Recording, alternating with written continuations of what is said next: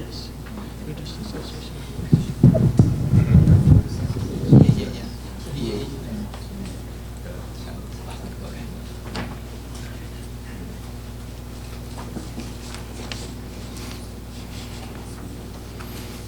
Good morning, everyone. Welcome to our forum. We hope to have some very good presentations and also some excellent discussion during the course of our day on our topic, which is Buddhism in New York, Challenges and Opportunities. So before we begin any other part of our program, we will have the Buddhist Association of the United States to lead us in the Heart Sutra.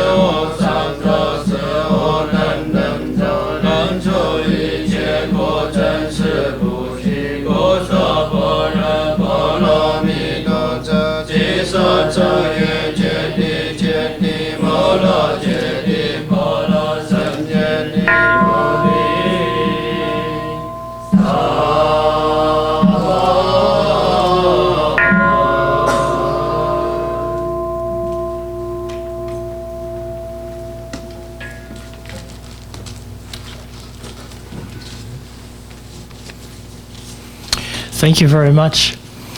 My name is Kaku. I am a priest from the village Zendo. Roshi Inkyo is my teacher, and so I've been asked to sort of lead us through the events of the day. So I would like to look at the schedule with you for a moment to see how this day is structured. So after our introductions, we'll have the panel presentations by the 4 people. Hopefully the Imam will be here shortly, so he will be the 4th person to be presenting. Basically, our program today has 2 different foci. One is the issues that we experience as a Buddhist community in being Buddhist in a basically non-Buddhist country. And what are the difficulties that we face, and what are the challenges, and what also are the gifts that we bring to America from the different perspectives that we represent, not only in Buddhism, but also the different cultures and countries that we come from. So we have something to give, as well as issues that need attention and need to be talked about. The second focus of our program is on interfaith relations. We're going to focus on Buddhist and Muslim relations. We picked up on that topic primarily because of events that have been going on in Myanmar, and about that more later. We are going to have lunch at 11:30. So that we can stay within the rules of those of us that are Theravadan in practice.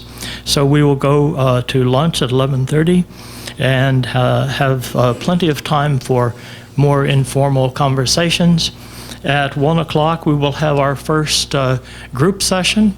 And one group will meet right here in the Buddha Hall. Another group will meet downstairs in the Guanyin room. We'll have a short break in between discussion 1 and discussion 2, which will not only be a break for us, but give us some time to come back for the second discussion, where we hope to be a little more focused on what we think needs to be done. What are the action steps? We will have been talking on the issues on perhaps theoretical level, and what can be done about it. So that would be the focus of group discussion 2. And then at 3:30, we will all come back to the Buddha Hall, and everybody will share what has come up in the groups, and so that we can all learn from our common experience. And we expect to close at 4 o'clock. So that's basically how the day is structured and how we will proceed. I would like to introduce the planning committee of the Buddhist Council of New York. Pat is our registrar, and she greeted you when you first came in, and she's standing guard and welcoming over at the registration table. And Sylvie Sun is also on the Buddhist Planning Council, and she basically is set up for what we're going to eat today. So it should be a delicious lunch. I would like to say that our restrooms are downstairs, both for men and women, so just go down the stairs and turn to your right, and you'll see, they're properly labeled, so you know where to go for that very important thing. And then I would like to introduce the chair of the Buddhist Council of New York, the Reverend Dr. T.K. Nakagaku. Yeah, so please.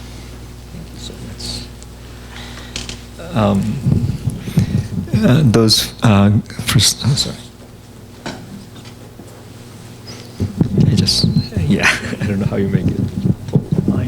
Yeah, just a little. You may need this. Oh, I can make it this way. Okay, good. Thank you. it seems like I'm a little taller than a person.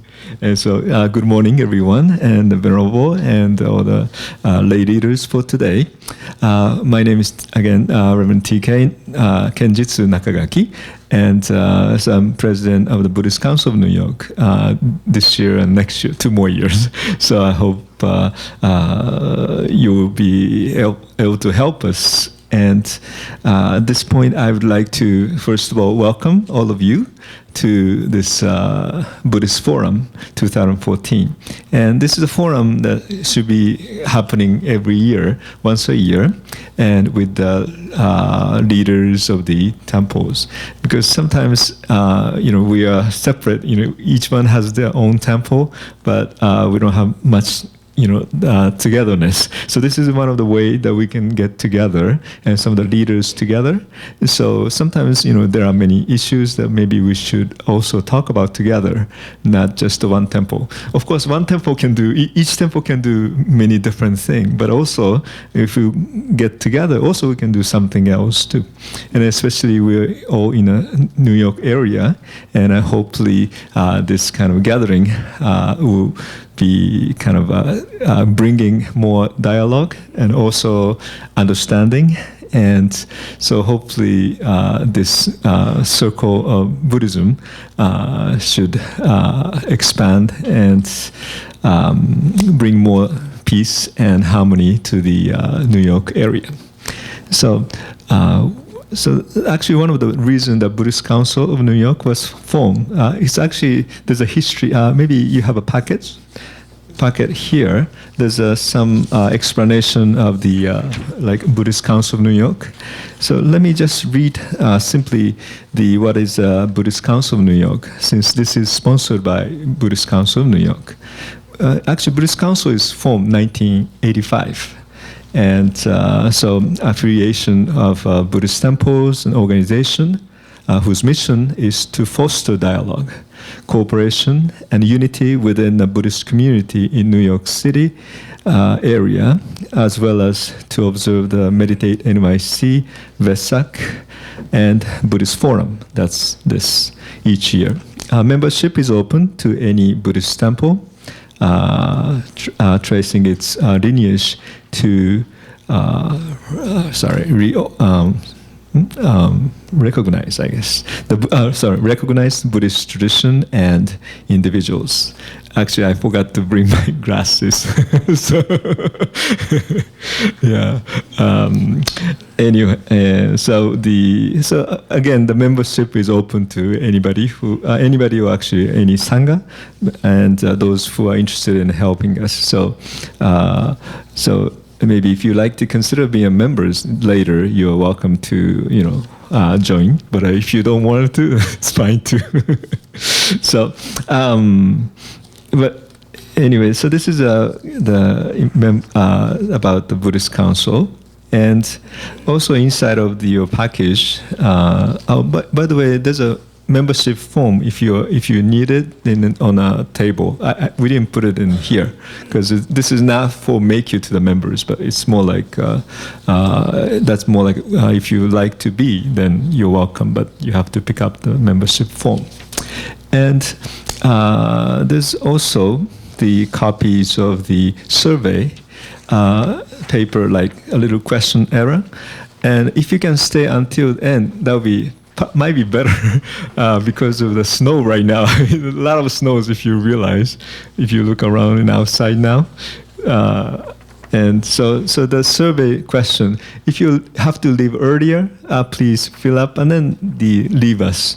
But if you can stay, at the end of the session, please give it to us, because this will help next sessions. And so we wanted to make it better and in the future as well.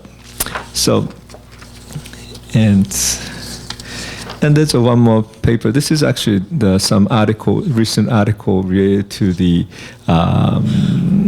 Burma, and in the back, and then some of the letter that we Buddhist Council sent to the Burma, Myanmar, and.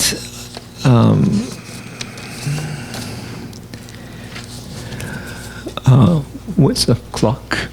Okay. Oh, still. Okay. Good. So, as I said, this purpose, as Reverend Kaku mentioned about the forum focus for today. And again, the forum itself is meant to bring, again, for the leaders together. And so hopefully through today's sessions, I hope you have a time to talk to that person who never met. I mean, of course, we tend to be kind of quiet, but this time, hopefully, I would like to encourage people to say, introduce yourself, other people who are, participating today. So please, I would like to encourage to do that. And those who have not read your, information on the table, I know some people came earlier and maybe you didn't do it, then please make sure you write your names and other information on the table. Good. I'm actually waiting for another speaker to arrive. And finally, he's arrived now, so I'm happy to introduce now. Yeah, perfect timing. Okay. So, anyway, this year, as the Reverend Kaku mentioned, this time the Buddhism in New York, Challenges and Opportunity is the title that we will have the panel. There will be two for each, actually 4 panels, but then 2 might focus more towards the Buddhist area, but then 2 other panel will mainly focus for the interfaith parts. But it does not necessarily mean, they can also talk about the other area as well. So each speaker will give 15 minutes talk. And but at this time, I would like to, I'm just wait a little bit, but until the other speaker comes. In the program, when you look at the program, this is a program for today. First, on a page, there's forum things. Before I forget, or I should have mentioned in my welcome is I just wanted to also thank to the Temple of Enlightenment, which is one association with also together with the Buddhist BAUS. Right, BAUS. Okay. And today, unfortunately, Abbot Venerable Dhammadipa is not able to be here, although he wanted to say hello to Ibrahim Imam, especially because we went to Turkey together. He went to Turkey together too. But I would like to really thank for his kindness to offer this space for today. And so before, I would like to also mention when you open the program now, and there's the time schedule on the left side, and there are 4 speakers introduction. And first of all, the Venerable Bhikkhu Bodhi is a Theravada Buddhist monk from New York, and he was ordained in Sri Lanka in 1972 and lived in Asia for almost 25 years. He now lives at the Chaya Monastery in Carmel, New York, and the Venerable Bodhi has many important publications to his credit, including translations of the 3 of the Nikayas and corrected discourses of the Buddha. In 2008, he found the Buddhist Global Relief, which provides relief to people affiliated by the chronic hunger. And I cannot pronounce this, but thank you so much. Okay. And in 2013, he became the president of the Buddhist Association of the United States. So actually, I have to really thank Bhikkhu Bodhi to host us in a way. Although I was speaking to the Venerable Dhammadippa, but so I really thank for that. And then the Buddhist Council is also trying to help the events on a walk sponsored by the Buddhist Global Relief. And so, they are also members of the Buddhist Council New York. And so thank you very much for being together today. And then also second speaker for today is Roshi Pat Enkyo Ohara. She's the abbot of the village Zendo in downtown Manhattan, and Soto Zen priest and contemporary American Zen teacher.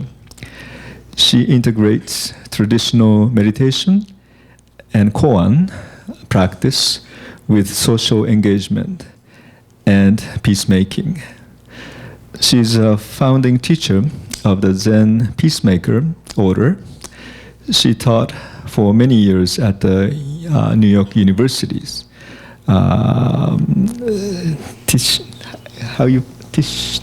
is okay, or I don't know how you Tish school of the arts, centering on the social issue and new media.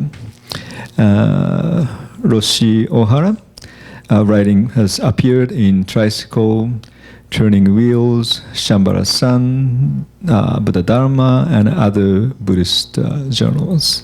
And she has been, also you might realize in a Buddhist Council pictures, she was sitting right next to me also. So I think I know her for almost 20 years now, and has been coming to the Buddhist Council, good friend of the Buddhist Council, and I remember for the Tricycle Change Your Mind Day of sitting together too, so which was very wonderful. And Meditate NYC that we have in Buddhist Council, that before a couple of times she became the more like a master of ceremony of the event itself. So very happy to have you here today for the forum. And the third speaker that we have is Venerable Kotawa Nanda. I always know as a Venerable Nanda. So Kotawa Nanda, the resident monk of the center this center is I just copy from the you can realize that I just copy from the website. So it's Long Island Buddhist Vihara is a center that it means here. And ordained as a Buddhist monk in 1977, he received his higher ordination in 1985. And Venerable Nanda has its primary education at the Sri Nanda Vanavasa Buddhist, the institute. I can't. Yeah, thank you. For Sri Lanka from 1977 to 1983, under the most venerable. Thank you. Sorry. But also, I have a problem. My eyes are really bad. Where's my glasses or something? But he earns the trip. Can I try this? Thank you.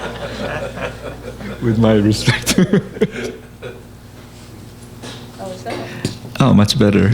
At the big university of, still difficult time to reading, of Anuradhapura, thank you, in 1989, and master's degree of Buddhist philosophy from University of Kelaniya in 1991.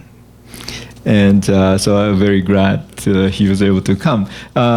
Actually, first, so he'll be speaking more towards the interface area. And then lastly, I would like to introduce Imam Ibrahim Saya. He's the director of the Center of Interface Affairs at the Peace Island Institute, and he's also the president of the Universal Foundation. Imam Saya has been actively involved in spiritual life since his high school education at Imam and the Preacher's High School in Turkey. He has a bachelor degree from Harran University, Turkey, and a master degree in psychology from Concordia University, Chicago. He worked for Turkish American Cultural Alliance at the Chicago as the religious leaders of the Turkish community for 3 years until 2005. And from 2005 to 2011, he worked as the director of Boston Dialogue Foundation. Meanwhile, he also worked at the Children's Hospital as the chaplain.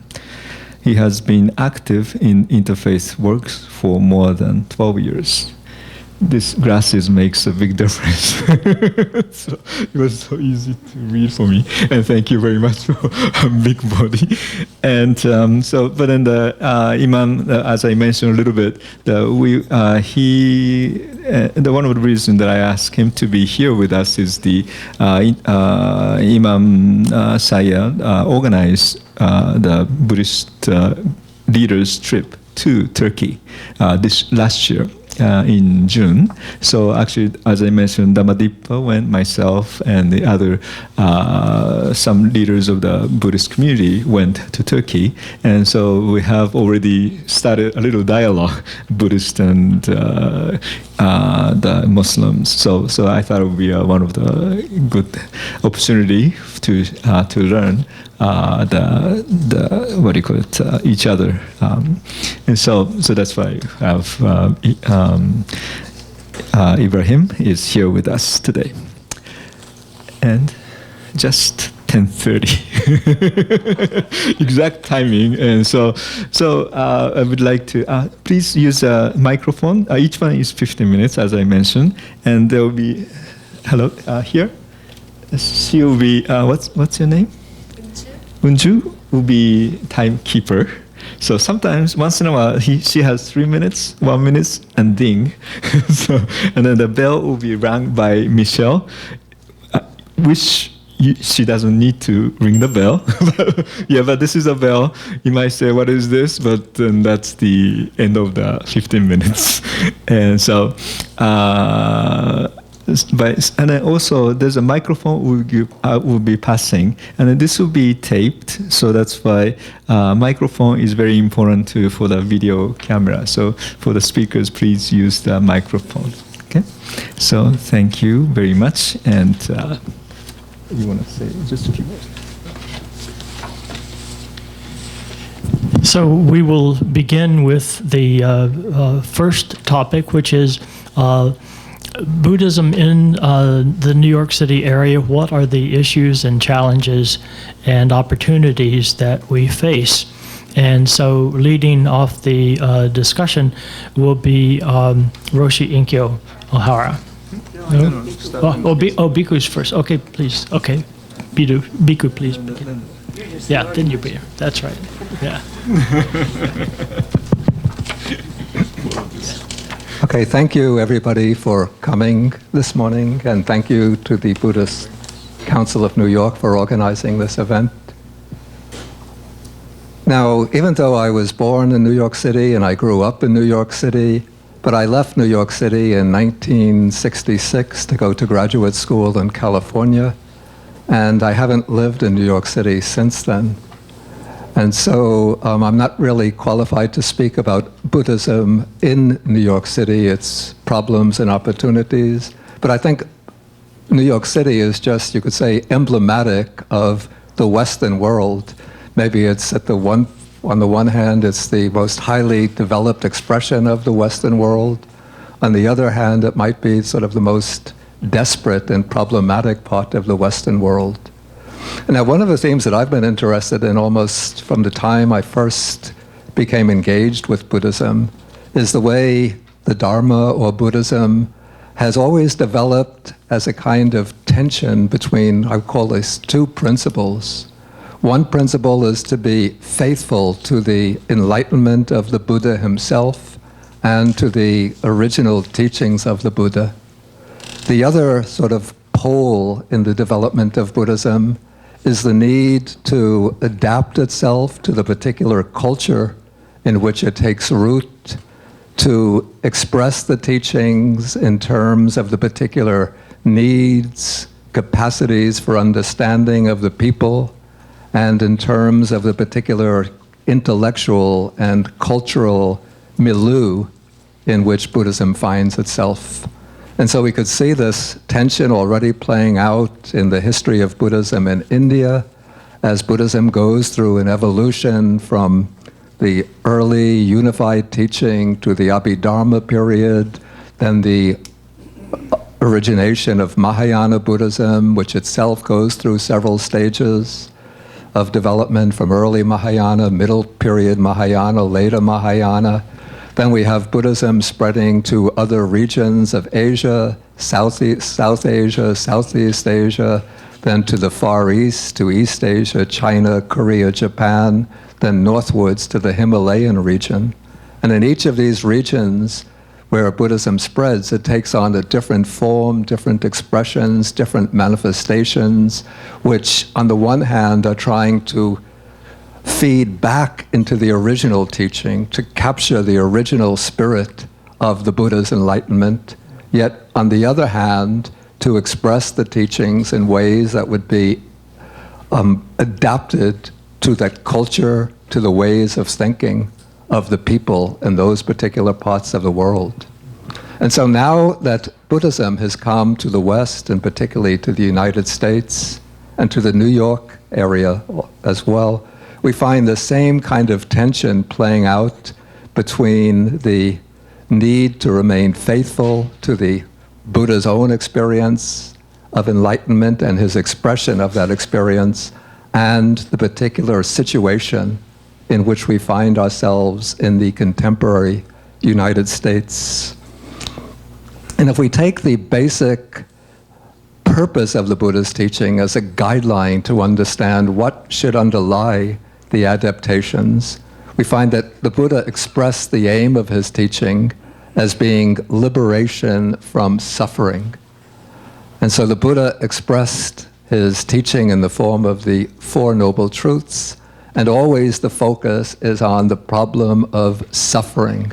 What is the nature of suffering? What are its causes?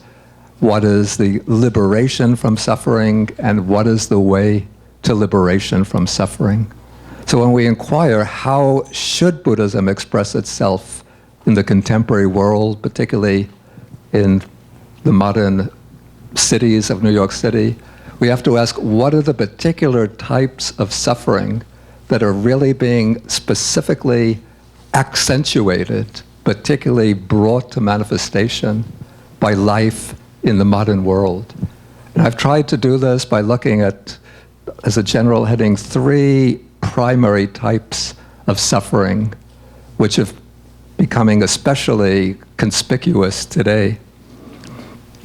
The first of these is what I call a pervasive sense of meaninglessness, a sort of collapse of traditional structures, forms, shared ideas which give meaning, purpose, value to life. A kind of set of ideas which provide a big background picture against which people live their ordinary lives. And this sense of meaningless, though it's particularly evident in the West, but it's also spreading to many parts of the traditional world, even to countries which have been traditionally following Buddhism. I think if you look in the cities of Sri Lanka, Colombo, Bangkok, Tokyo, Taipei, one will find similar types of this feeling that life is devoid of any kind of larger meaning. And so as a result of this, many people are seeking a kind of release or relief from the sense of meaninglessness by an indulgence in what we might call worldly enjoyment, We have these deadening escape routes of, well, the TV programs, situation comedies, especially violent programs on TV, violent movies, horror movies. If you look at some of these movie websites, you just scroll down and about 95% of the movies, if not 99%, are either horror movies, war and Western movies, situation comedies, romances, or sex movies. Then you have loud music, promiscuous sexual activity, drugs, alcohol, or just the addiction to work as a way to fill one's days with meaning. But there are other people, sort of more sensitive people, who have been seeking some kind of deeper meaning to life. And at least a number of these people hear about Buddhism, read about Buddhism, learn about Buddhism, and then seek out Buddhism as a vehicle of meaning. Okay, but this is where I would say a certain tension arises between the traditional way of explaining the Buddha's teaching and what is needed in the modern age. And now in the traditional presentation of the Dharma, the way one will find it, particularly maybe in the Theravada countries of Southeast Asia, what is emphasized at the outset is the need for faith and devotion to the Triple Gem, the practice of generosity and observance of precepts, morality. And though some people will practice meditation, but usually for most people in the Buddhist culture, regard meditation as like the specialized practice for the virtuosos, for the renunciant monks. Though there are numbers of lay people now in the Buddhist countries who are also starting to practice meditation. But I think here within the West, for people who are attracted to Buddhism, we immediately identify Buddhism, the practice of Dharma, with meditation. And I think this provides a very meaningful door of entrance to the Buddha's teaching. But there's a certain danger here, which is something which is spreading through the culture now, that the use of mindfulness has become almost like a catchword, or mindfulness, the word mindfulness itself has become a catchword.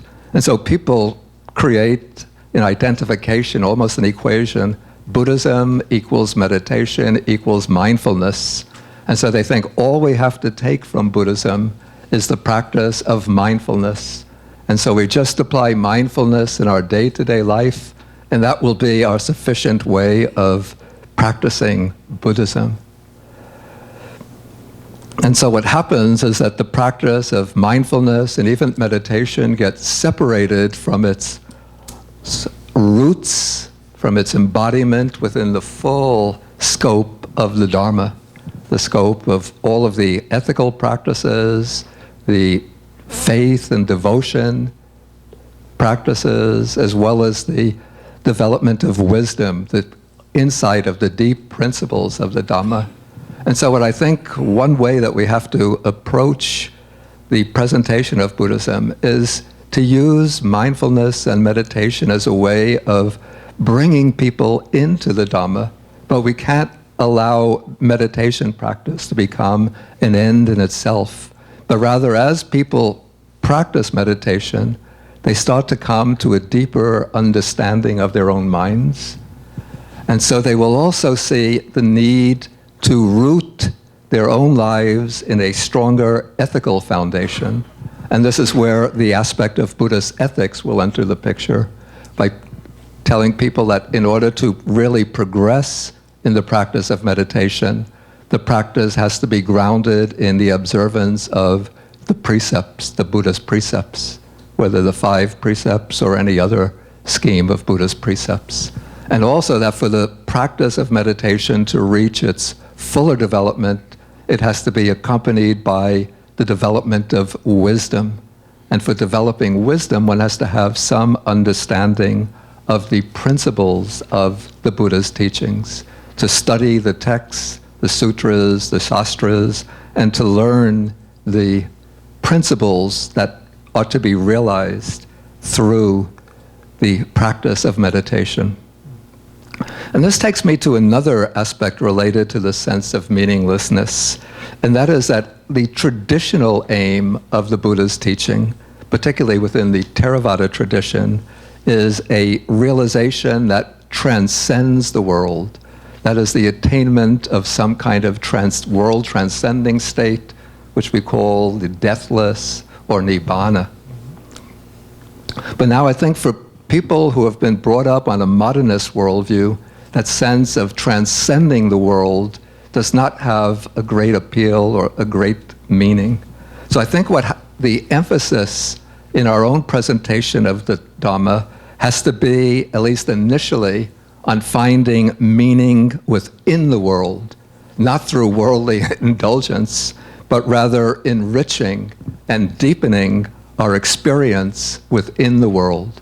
And so this means that I say that the Dhamma should become a way to recover a sense of joyful participation in the world, which is rooted in spiritual values and wholesome aspirations. So it should serve as a guide for forming meaningful interpersonal relationships based on giving and sharing.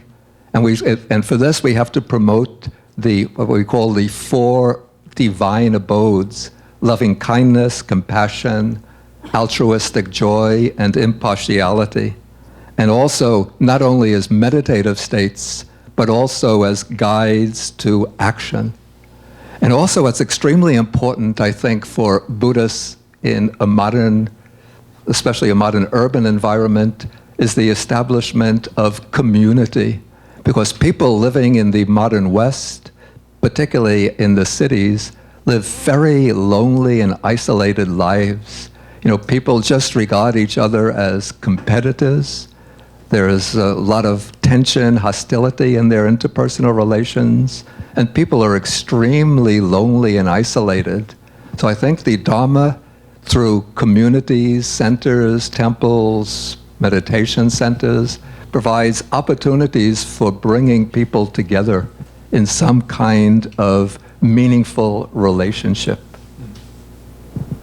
Okay, I was going to cover several other aspects, but very briefly I'll mention just one aspect in which I think Buddhism has to adapt itself to the West and express itself in a way which is in accord with Western values, particularly coming from the Western theistic religions, the Judeo-Christian religions, and that is by developing a greater and stronger sense of social responsibility, a greater commitment to social justice, economic justice, and to find ways of expressing this commitment in action.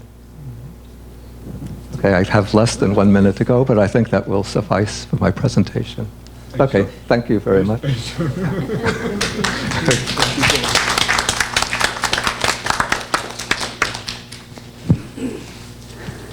Thank you, Venerable Dr. Bhikkhu Bodhi. And I want to also thank the organizers of this, the Reverend Dr. Nakagaki and the Reverend Dr. Kaku, and everyone for coming here. As TK-san said, I've been a member of the Buddhist Council for many, many years, 25 years or so, and really appreciate the fact that we can come together and exchange our views about how to proceed to address, as Bhikkhu Bodhi said, the suffering in the world and the suffering locally in our world. I'm going to tell you about my community as a case study, and much of what I have to say actually parallels completely what Bhikkhu Bodhi was saying. I am the abbot of a group called the Village Zendo. We are a convert community based in downtown Manhattan. Originally, the group met in my apartment when I was a faculty member at New York University. Since that time, where I lived has become highly gentrified. And so it seems strange to talk about a Zen community, a humble Zen community in Soho, which is more like a mall, and which is a kind of a terrible expression of American consumerism. Members of my community, however, are not wealthy.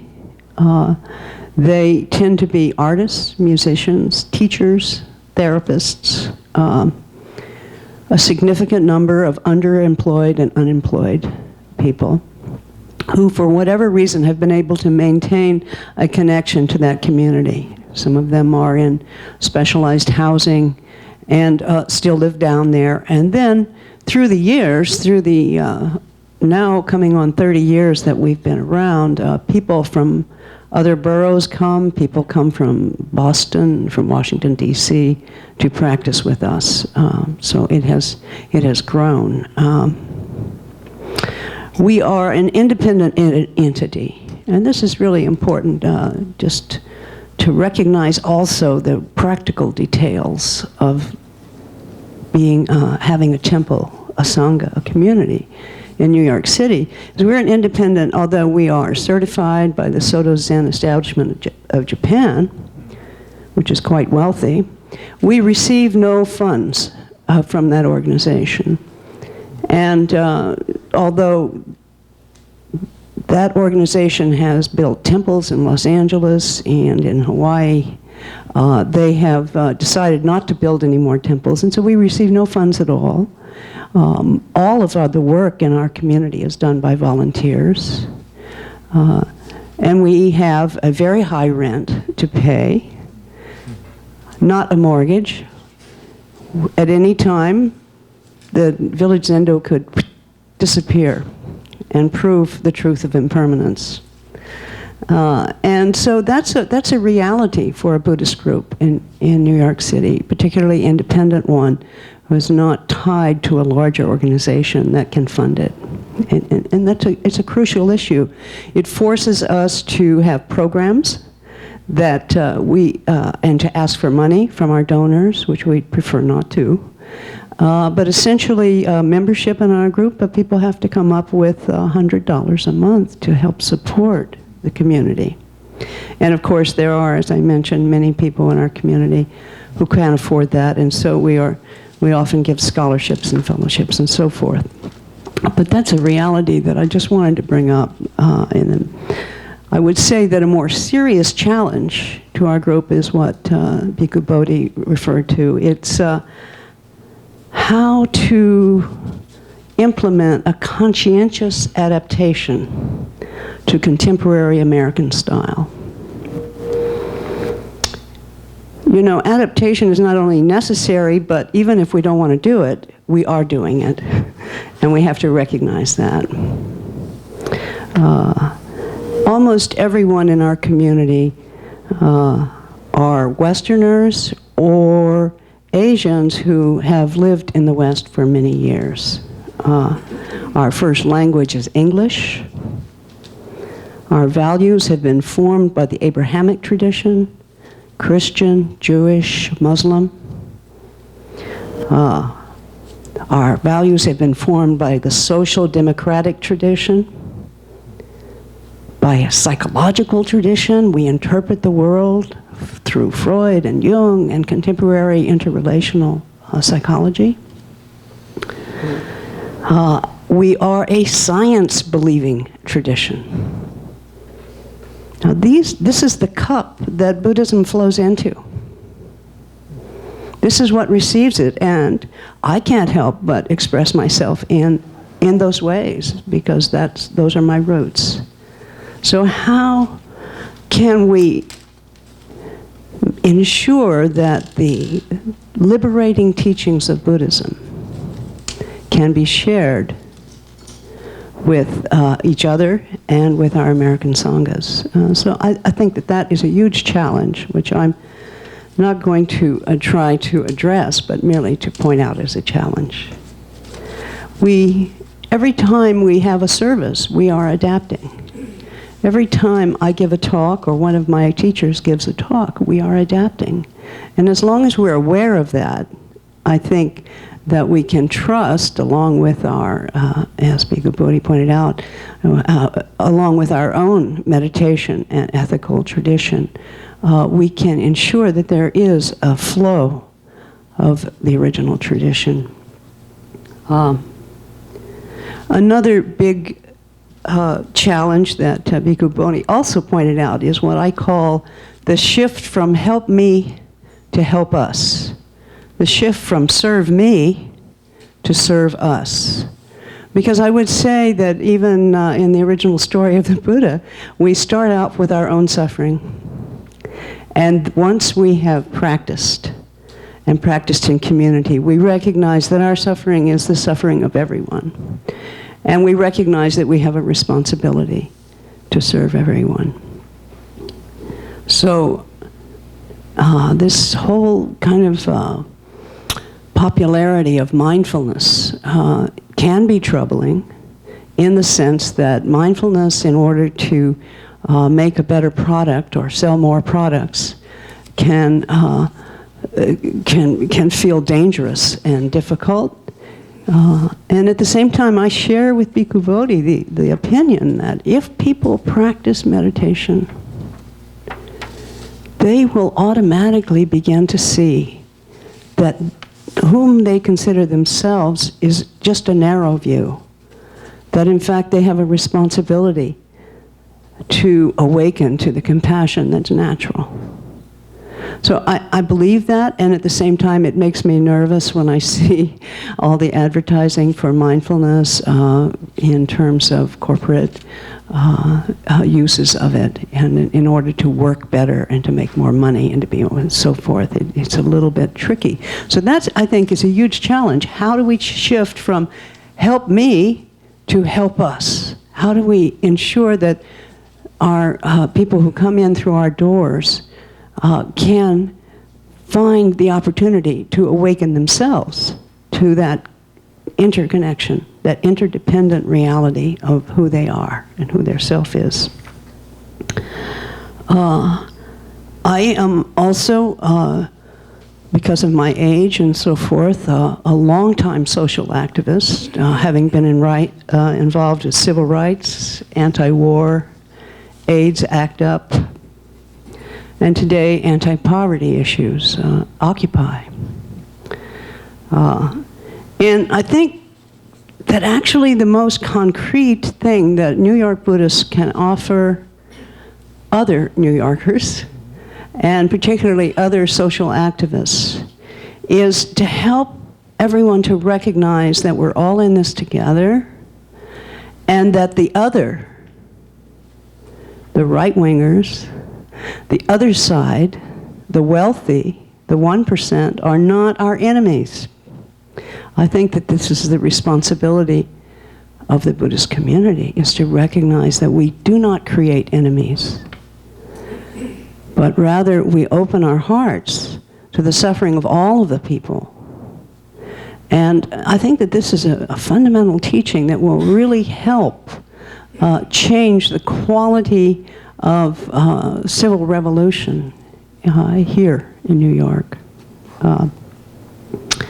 To learn to protest with wisdom and compassion, to really open the Buddha way. So what I've mentioned is financial challenge. To maintain a temple in this environment is significant. Secondly, to attend to the diligent adaptation of the tradition. It matters what we chant. It matters what we read. It matters what we say. So diligently look over the way we are translating the Dharma. Thirdly, have a compassionate care and service to those who come to practice. To really recognize that certainly when they come in the door, it's going to be about help me. But if we persist with them long enough, it'll be help us. Let us serve all people. And to recognize that there's an important profile that we have to have in terms of intervention in social issues. Our work is very small. We have some work in hospitals, work with the dying. We have a program every Sunday at Sing Sing Prison. We have a very small group at Sing Sing Prison, but that's a big prison. And you have to walk through an auditorium where there is a huge Christian presence. And then you walk into a tiny little room, and maybe there's 12 men who are well ready to sit meditation with us. And yet, that is important to do. It's important to offer those kinds of help. And it is important to protest. Bhikkhu Bodhi and I both belong to Occupy Faith, and others here, and to protest, to speak up, to write letters, and to join the change that needs to take place right here in this town. And so I just want to close with a quote. Someone said, you know how it is nowadays, Bhikkhu Bodhi quotes the films that he sees on a website, and I'll quote something someone sent me yesterday by email by Shantideva. Since the Vajrayana community is not represented here today, I just quote Shantideva. Somebody from the Someone? Sakya lineage. Oh, you are here. Good. May I become at all times, both now and forever, a protector for those without protection, a guide for those who have lost their way, a ship for those with oceans to cross, a bridge for those with rivers to cross, a sanctuary for those in danger, a lamp for those without light, a place of refuge for those who lack shelter, and a servant to all in need. Yeah. Thank you. You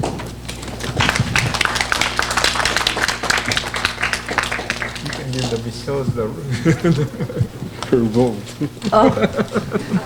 Michelle, did you get a chance to ring the bell tonight? Not yet. Almost. Did you have it picked up? No, I think it was exactly. Yeah, I know. So she could ring the bell. No, just a joke. But sorry. Very disciplined group we have here, following very carefully the timing, so the bell does not even ring. Very good, excellent. Michelle doesn't have to do things. Yeah. Michelle has no job to do yet. So our next speaker is Venerable Katwa Nanda, and so please speak. Yeah. The microphone, please. Oh, I'm sorry. Thank you so much. Thank you.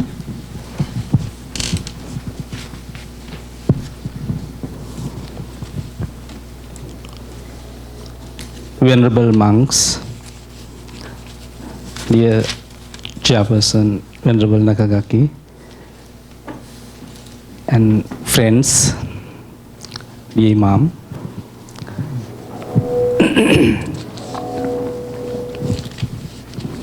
I think it is a great pleasure to us to be here and discuss as followers of religious teachings. Venerable Bhikkhu Bodhi mentioned in his talk about Buddhist teachings. I think you remember there is a verse in the Dhammapada, Sabba papassa akaranang kusalassa upasampada sacitta pariyo dapanang etang buddhana sasanang. Abstain from all the evil, development of the merit, and concentration of one's mind. That is the teachings of all the Buddhas. The whole teaching of the Buddha is included here. You know, I can say like that, somebody can say in different way. Buddhist people, including monks, try to fulfill these teachings all over the world where Buddhists are living. At the same time, nowadays, we have kind of argument and discussion and talks about excuse me, I have kind of sore throat, sorry about that. Kind of issues, religious issues in Myanmar. Actually, I'm a Buddhist monk from Sri Lanka, not from Myanmar.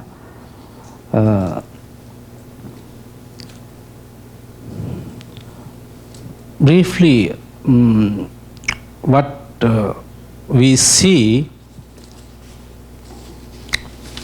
in medias and other talks, we can hear and we can see Buddhists are attacking those Muslim Islamic people.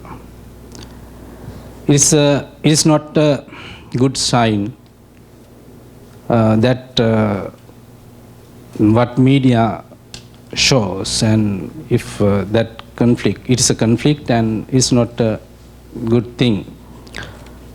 So we have to be open-minded and see the world and history.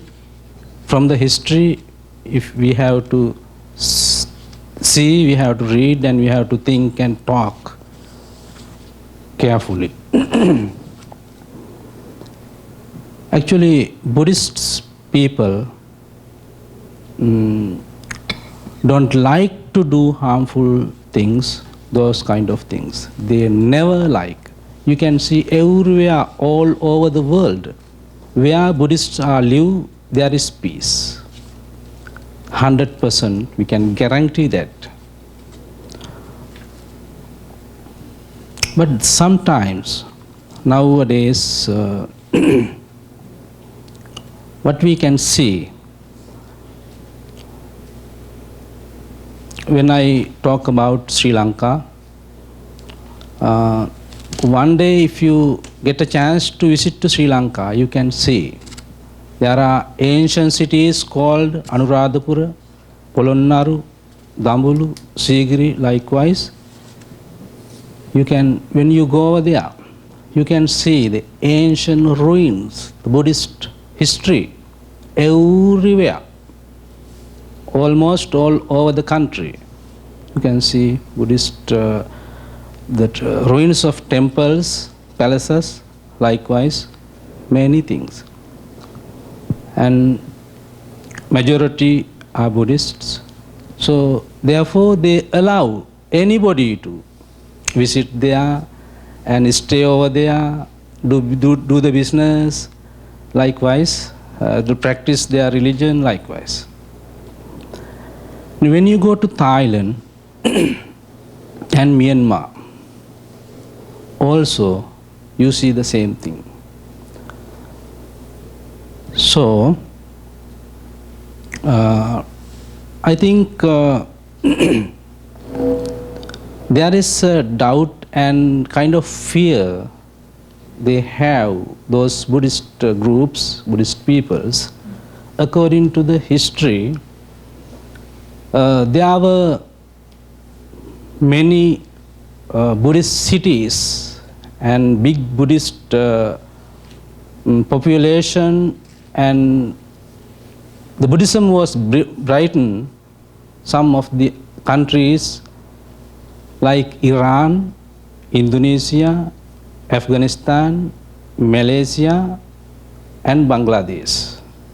I mentioned only those countries.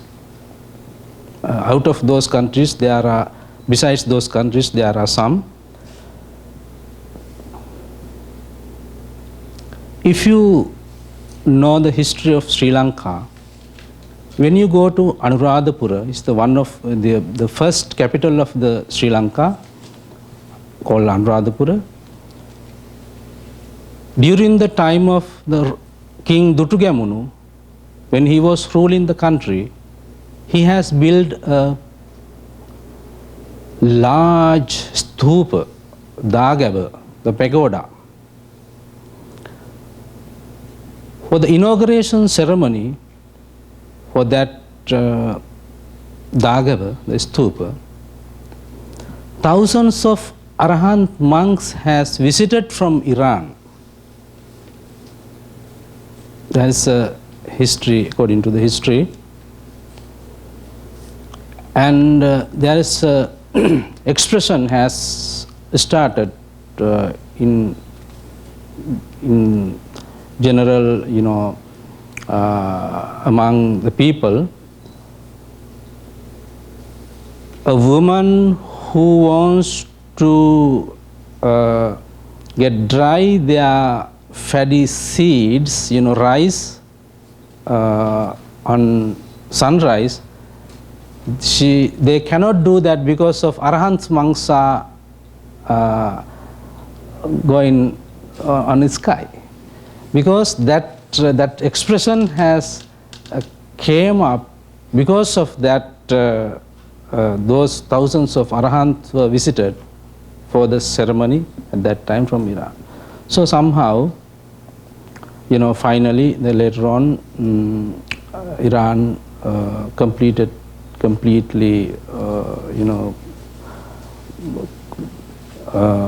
missed to Buddhist, as well as Indonesia, Afghanistan, Malaysia, and Bangladesh. There are some Buddhist groups still.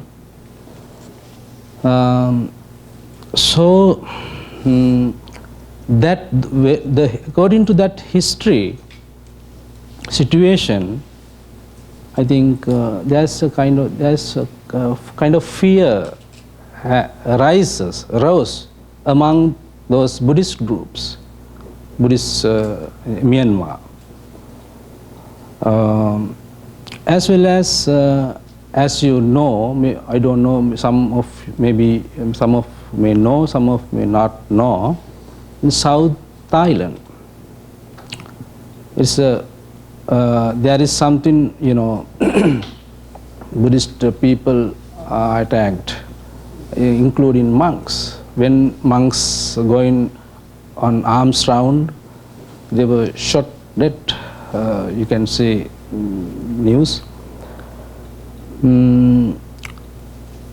I think those incidents do not come up through medias very well, but in Myanmar incidents, come to the society through media, more than what is happening in South Thailand and Bangladesh. If you are aware what is happening to Buddhist groups, Buddhist people, those voiceless, many Buddhist groups are there, the voiceless, they don't have a voice. You don't want to believe what I say. You can search and you can think with open minded. You don't want to believe according to my what I pointing out. So very sad things happening. So somehow, what as religious leaders, religious followers, what we have to do, we have to discuss. We want to spread peace. We want to arise peace within us, as well as we have to spread peace with others. That is our duty. That is our goal. That is our vision. So therefore, we have to make open, big discussion with other groups, and if there are any kind of misunderstanding, misguidings, misleadings, we have to correct them. And there are, until arahantship, everybody can be done kind of mistakes and kind of things which destroy the peace. So therefore we have to discuss altogether. I think it is very important thing, the Imam also here, and he can share about these conflicts, his ideas, as well as our friends and monks. So what we emphasize meetings like this, everybody as human beings, we must have peace. Everybody need peace. So therefore, and even Sri Lanka, now there's fear they have about the group of some Islam group of groups like Jihad and Al Qaeda. You know, there's news always in the newspapers. Those kind of Islamic groups are there. So then people have fear. They are afraid of all those things, and they don't know what to do. So they talk about that. So some people have tolerance, but some people may not. So therefore, in this situation, we have to invite everybody, all the religious groups, and discuss this openly. And you know, the purpose of religion is give peace to the followers. So if we can do that, everybody can win our life as peace seekers. So I'm not going to speak that much. Then we can discuss in other facts later on. So thank you very much for your patience and attention about this brief information. And I would like to, in Sri Lanka, there are very famous ancient temples named Kuragala, and another temple is Devanagala. Those belongs to archaeology department, but kind of two Islamic groups are taken those ancient temples. So likewise, kind of fear is arose among Buddhist groups. So I briefly mentioned about all those countries and what is happening. So thank you very much for your attention. Thank you.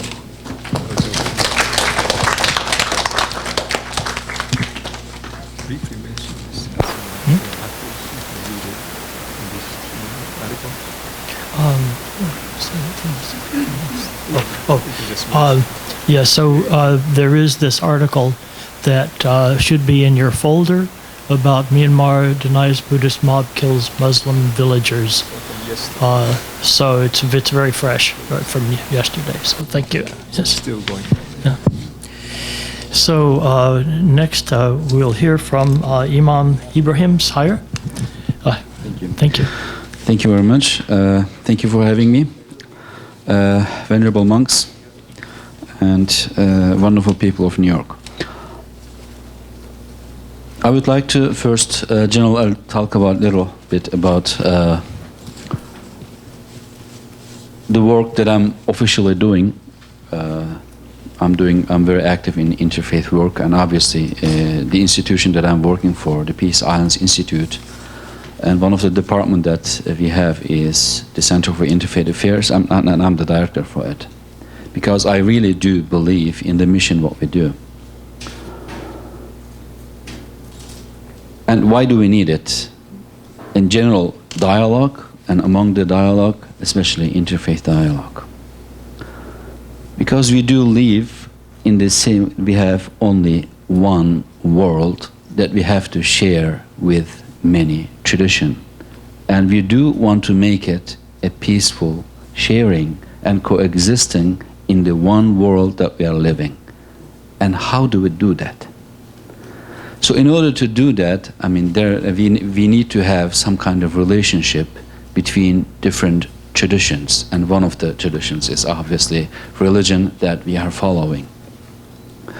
So therefore, this is the one point. We have to live in the one world, and we have to share it peacefully, and we have to coexist in this one world.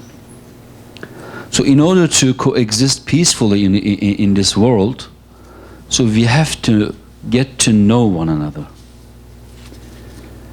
So if you do not have the first-hand experience of the other, the information that you will receive is going to be from second-hand, third-hand. Meaning from media, meaning from the books that you are reciting, you're reading, or listening to the other talking about some other tradition. So when I listen to the media, like Venerable Nanda mentioned, what you will hear about the Buddhists, about the conflict is going on, bunch of Buddhists killing bunch of people. When you read about the media, about what's going on in some parts of the media, you will hear Osama bin Laden or Al-Qaeda killing some kind of people without reason. So those kind of information you will receive from the second hand or third hand. So therefore, why do we need interfaith dialogues comes into a picture?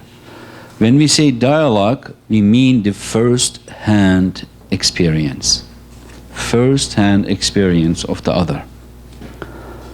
So that's, I mean, last year, I mean, I had a great honor to meet Master Jinji, and we had a wonderful program of Korea. I mean, most of you have known.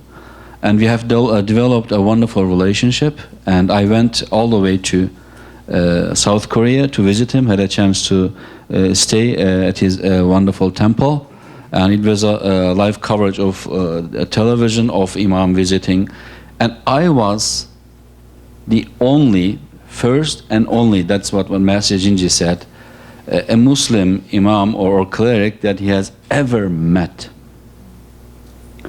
So that's kind of wonderful and sad at the same time. And our friendship right now is developed, it is going wonderfully. Then I saw the need of the dialogue that we have missed as a Muslim community.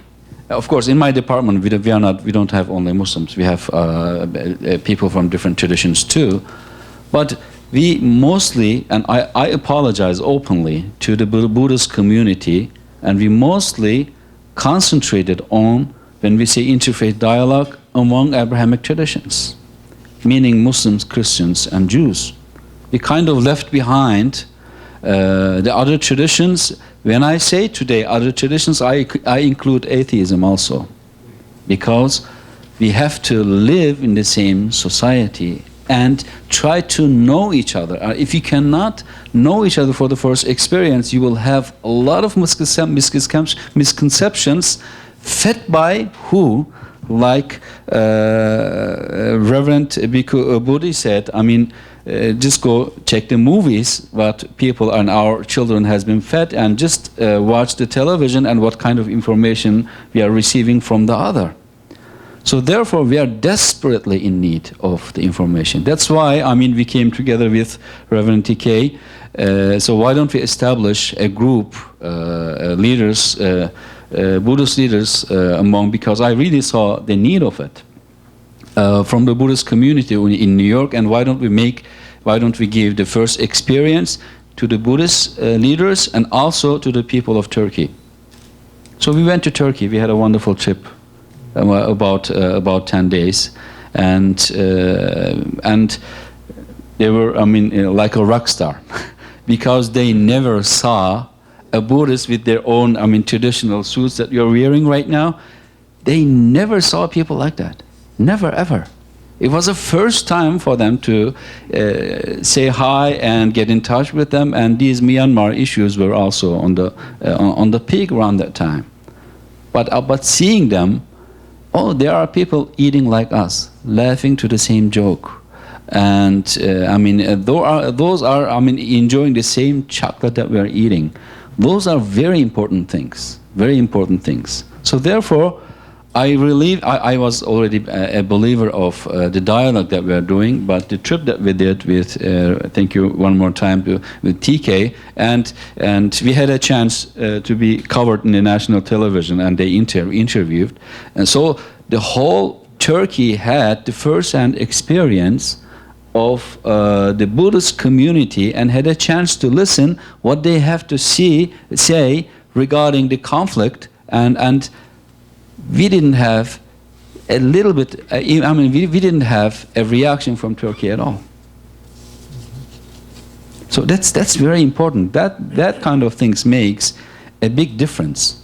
So therefore, lack of knowledge is, we have an expression, it says that people are the enemy of the things that they do not know.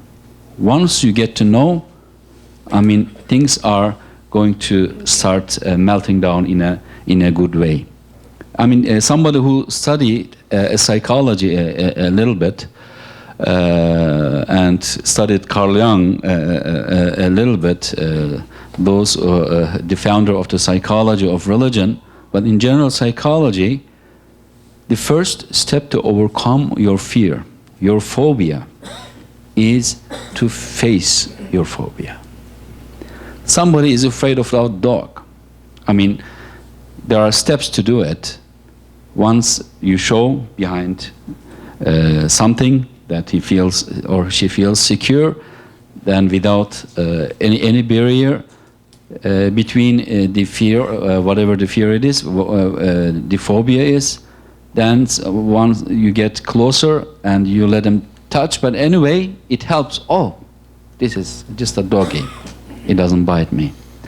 Or once, those who have a fear from the airplane, all kind of phobia, is the first step is to face or whatever you are afraid of. So therefore, and it implies there are all kinds of phobias. We call anti-Semitism. People do not like or afraid of the Judaic tradition, Islamophobia, all kind of phobia, and nowadays people in different traditions, whatever phobia you wanna call of the other tradition. So we have to face. That's what I think dialogue and interfaith dialogue is doing. I just want to underline a couple of things regarding interfaith dialogue. When we say interfaith dialogue, people should not understand should not understand it as converting to one person to another. This is not interfaith dialogue. Interfaith dialogue is accepting everyone for who they are. If we have an intention, a slightest intention to convert somebody to some tradition, it's not going to work. Because the only way the interfaith dialogue is going to work is a sincerity, a sincere desire to understand the other because you want to make it work. You want to establish peace. So therefore, accepting everyone for who they are. I don't care what you believe. But I just want to know what you believe so that we can establish a relationship. Let me just give you an example about around 9/11 time, what happened to one of my fellow Muslim brother. I don't know if you have seen the movie Siege. Siege. It talks about the terrorists. In one of the movies, in one of the scenes, one of the terrorists, before he bombs somewhere, and he takes ablution. Ablution is the very traditional, how can I say, washing ourselves. Muslims washing themselves, like their hands, their faces, their food, before they do their prayer. And they focus on this washing their hands and whatever we do, and then this guy goes to bombing. That puts a picture in people's mind. This is what bombers do. And one of my brothers, after 9/11, he was just going to pray, and he was washing himself in one of the resting areas. And one lady saw us, and someone who watched the movie, oh my God, he's going to bomb here. And he calls all FBI, and everything is there to arrest around this guy. You see, I mean, one little second-hand information can do about the other. So it is very easy to, portray a peaceful praying, a Buddhist praying with a bomb. Very easy. If you want to, you can do that. And this is unfortunately what media is doing right now, and this is very dangerous. We have been there, and we know what it is, and we know how it is. So only to overcome these kind of things is, again, to give people, in spite of media, in spite of what media says, the first-hand experience, because those who have first-hand experience are never ever get affected by the third-hand, fourth-hand information. Because I have a friend like TK, I have a friend like, I have many things called Buddhist friends right now, so that I can share and receive the first-hand experience. So that's why I think we went to Bangladeshi ambassador together, Reverend Tiki, to present a letter of peace, and we have signed, and because that's what we do. And if you had not the first-hand experience of the other, that would have been very difficult for us to do and to share the same concern. So we have to come round, as lastly, doesn't matter what we believe, but everybody believes that stealing is not good, lying is not good, killing is not good. There is no religion that encourages these kind of things. So we don't have to call it then a religious tradition. And we have to come around the universal values that we share right now.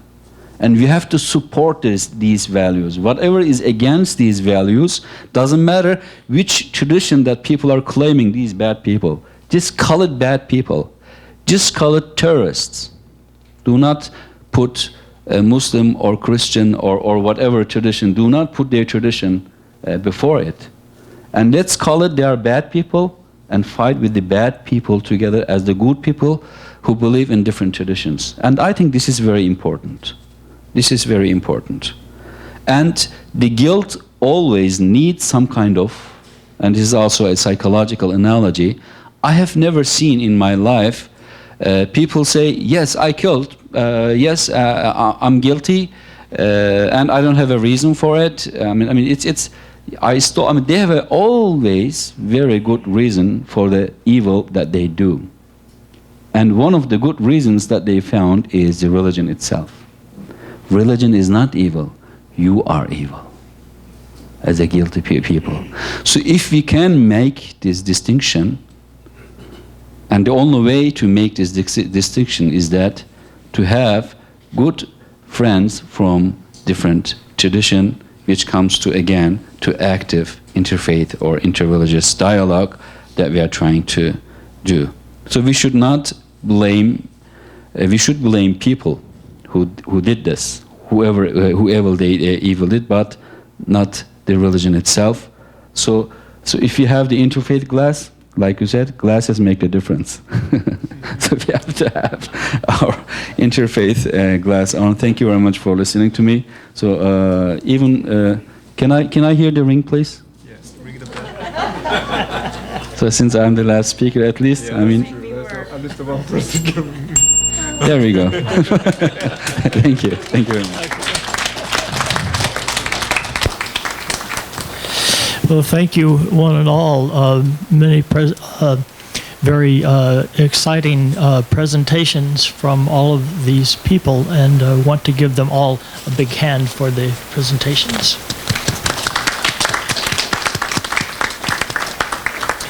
So now I'm sure that you have been stimulated by these and would like to launch immediately into discussion. But unfortunately, please write your comments, your questions down so you won't forget, so that you can bring them up when we reconvene at 1 o'clock for the discussion groups.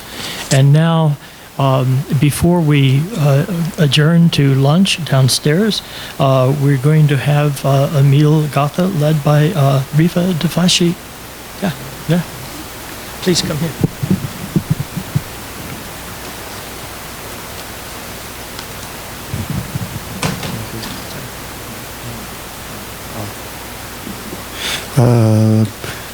Because we behind the Chinese Buddhist temple, we first use Chinese like briefly to take the offering to the Buddha, to the Dharma, to the Sangha.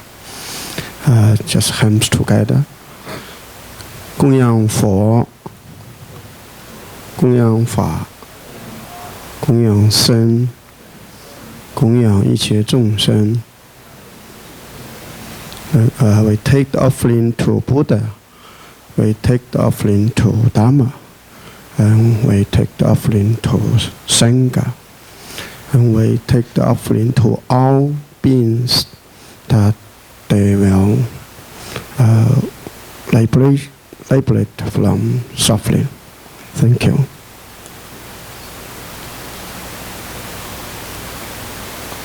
Thank you. And so we will adjourn downstairs now. Just walk through the hallway, go down the stairs. The restrooms are also downstairs, and there will be tables spread for us to have lunch together. Well, could we have the Theravadan monks go first?